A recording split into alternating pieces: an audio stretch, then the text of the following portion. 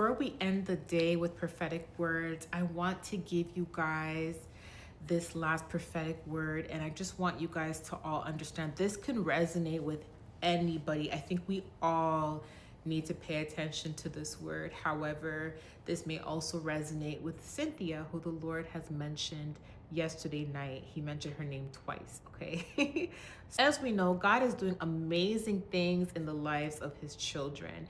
And during the storm, during the warfare, during the slander, during the attack, it's so easy to be in God's presence because he's protecting us, he's guiding us, he's there for us. And that is where our faith is strengthened majority of the time, because when everything is working out for us, our faith is not really tested in the moment. Of course, we're going to be happy if everything's going right. Of course, we're going to say, oh my gosh, I have so much faith when there's nothing going wrong. If you have faith right now, even despite everything that is going on around you, I know some of us are going through chaos right now because we are elevating and because everything has been exposed, God is reforming us, etc. So if your faith is strong right now, hold on to it when things start going well for you.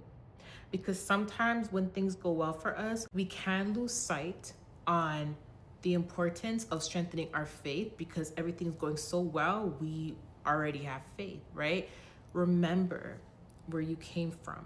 God is not trying to remind you of your struggles, remind you of the warfare, remind you of the chaos. He just wants you to hold on to the wisdom that you have gained throughout these trials and tribulations. He wants you to remember that what you went through is where your faith was strengthened the most. That's why when things go well for you, we know your faith is still going to be strong because things are going well. But do not lose sight of the work that had to take place for your faith to get to that level in the first place, okay? Remember, you had to fight the good fight to get to where you're going to be.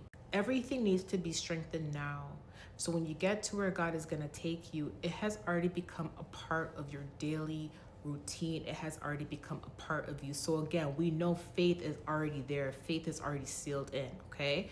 But your relationship with God, you see when things feel like it's falling apart, you're praying more, you're fasting more. It's like you're giving God the glory throughout your days. You're trying to be strong. And even when you get weary, you're in the presence of God.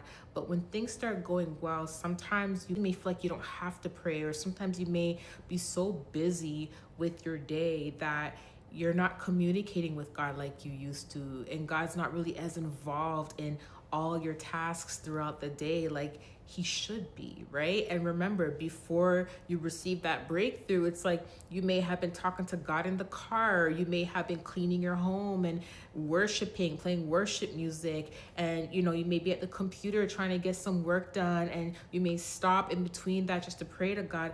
Do not forget these routines. Do not forget these things when you start doing amazing, because God said that the way he's going to bless you, you guys are going to also be very busy. You're going to be occupied. You're going to be so happy that things are transforming around you.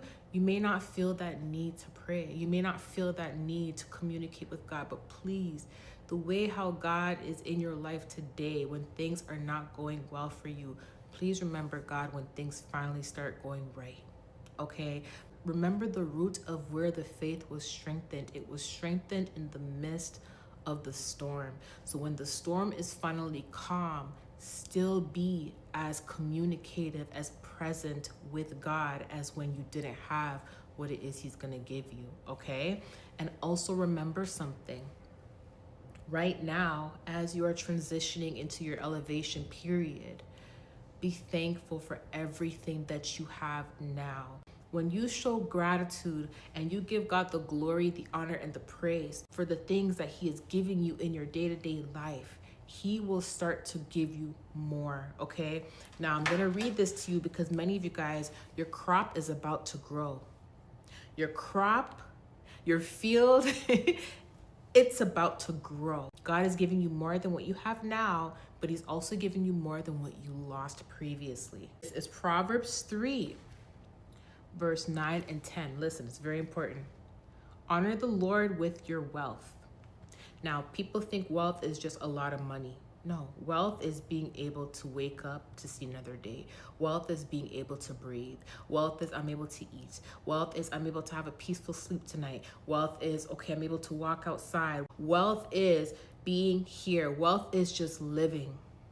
Wealth is living, being happy for the things that people take for granted.